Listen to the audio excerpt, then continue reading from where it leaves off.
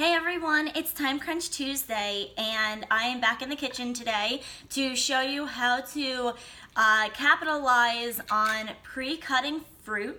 And if you're like me and don't enjoy all of the fruit juices mixing together after sitting together for a long time, this is the perfect secret for you to learn.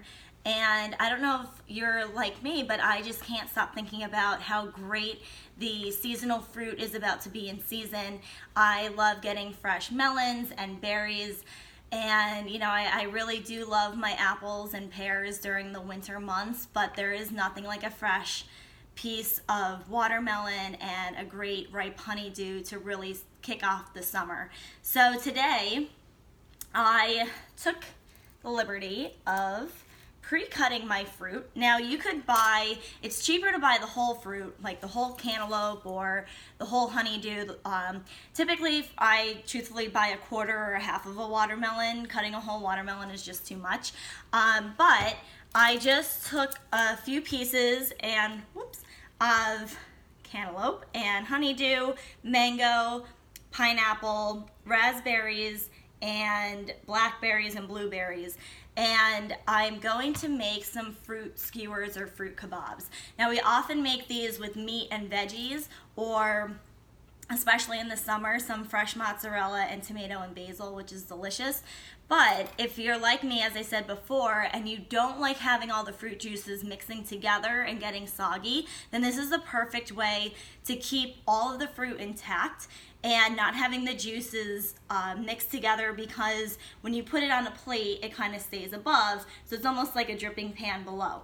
Another tip that you could do is put a paper towel on the bottom. I always put a paper towel in the bottom of the bowl if I just have plain watermelon. That's the #1 fruit to get really wet because most of it is comprised of water. So if you are concerned about too much liquid on the bottom, always do a few plies of paper towel will be good enough to absorb it. So either you could buy these, like they're the appetizer toothpicks, or you could just take the full-size kebabs that you use for a barbecue and just break them in half, depending on the size you want. You could also do the full one and make them huge. If you're having a party, this is a great idea, instead of doing a fruit salad, to do fruit kebabs, so everyone could just take one. I personally do one for the 4th of July and make it look like an American flag with the blueberries and strawberries and banana. So you could get really creative with that. So just take, I'm going to use this because it has a little knot on the end, and basically just string your fruit. You can make any combination you want. This is a great activity for kids as well, get them involved in eating healthy and doing a craft.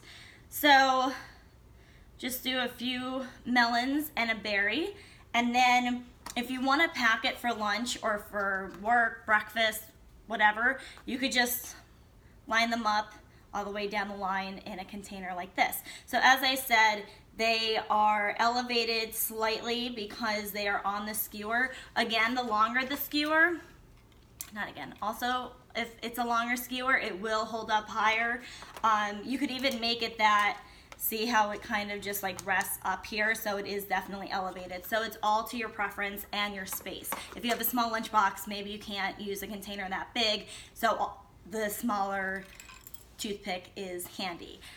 So this is my Time Crunch Tuesday tip of the week. Prep your fruit as soon as you get home from the store, just like the veggies. It saves a lot of time, and then it's just as easier to grab one of these fruit kebabs as it is a pretzel or a chip.